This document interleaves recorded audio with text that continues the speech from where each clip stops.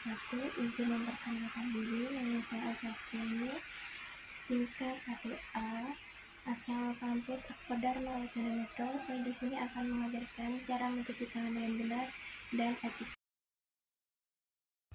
Yang pertama, basahi tangan, gosok sabun pada telapak tangan, kemudian usap dan gosok kedua telapak tangan secara lembut dengan arah memutar.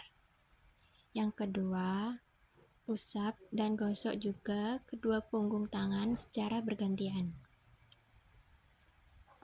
Yang ketiga, gosok sela-sela jari tangan hingga bersih. Yang keempat, bersihkan ujung jari secara bergantian dengan posisi saling mengunci. 5. Gosok dan putar kedua ibu jari secara bergantian. 6. Letakkan ujung jari ke telapak tangan, kemudian gosok perlahan. Bilas dengan air bersih dan keringkan.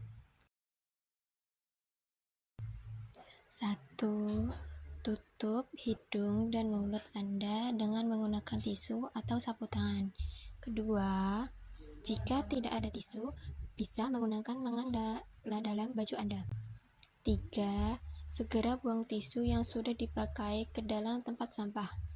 Keempat, cuci tangan dengan cairan berbasis alkohol atau sabun bilas dengan air mengalir. Yang kelima, gunakan masker.